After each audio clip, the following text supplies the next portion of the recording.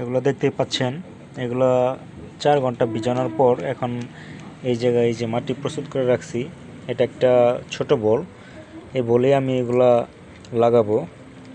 এই যে দেখেন, এই বীজগুলা পানি খেয়ে একদম ফুলে গেছে। এখন এই বীজগুলো এখানে সুন্দরভাবে ছিটিয়ে দিব।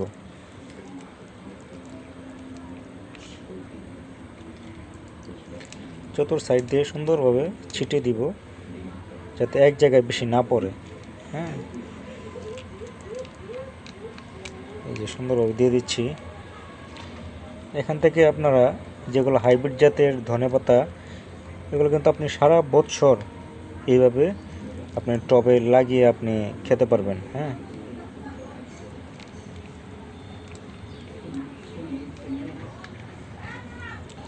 তো হয়ে গেছে। এখন অল্প কিছু আছে, এগুলো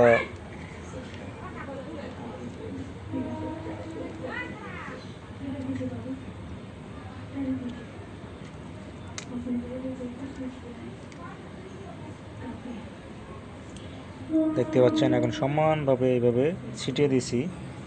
হ্যাঁ, ছিটিয়ে দেওয়ার পর এই যে অবশিষ্ট যা আছে এগুলো ছিটিয়ে দিব।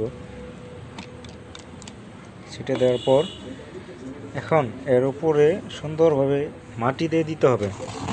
এই যে এখানে জোড়া মাটি আছে, এই মাটিগুলোই আমি এখানে ছিটিয়ে দিব। যে দেখতে পাচ্ছেন, কোনো বীজ যেন উপরে ভেসে না থাকে, মানে মাটির উপরে যদি ভেসে থাকে তো ওইটা কিন্তু সহজে অঙ্কুরোদ্গম হবে না। যেন আপনাকে খেয়াল রাখতে হবে প্রত্যেকটা বীজ যেন মাটির নিচে পড়ে যায়।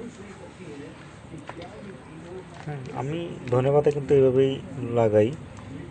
হ্যাঁ, আরও অনেকে আছে মাটিতে সরাসরি মাটিতে লাগায়। আমি ওইরকম পরিসরের জায়গা নাই, বিধায় আমি এইভাবে টবে লাগাই। হ্যাঁ, তো দেখতে পাচ্ছেন সম্পূর্ণ মাটি দেওয়া হয়ে গেছে।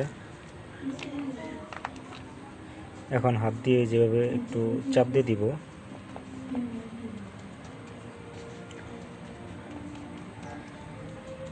দেখছেন, সম্পূর্ণ কিন্তু রেডি হয়ে গেল। আর এইটার অঙ্কুরোদ্গম হতে একটু সময় লাগে, মিনিমাম 4 থেকে 5 দিন সময় লাগে। হ্যাঁ, এই যে দেখেন সম্পূর্ণ কিন্তু পরে মাটি দেওয়া হয়ে গেছে।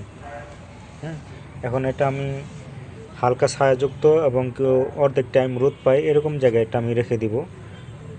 তো যখন গাছ হবে, অঙ্কুরোদ্গম হবে, তখন আপনাদেরকে আরেকটা ভিডিওতে দেখাবো যে কীরকম হলো। হ্যাঁ, তো ধন্যবাদ সবাইকে যারা আমার ভিডিওটি দেখলেন। অবশ্যই লাইক, কমেন্ট, শেয়ার করার চেষ্টা করবেন। আল্লাহ হাফেজ।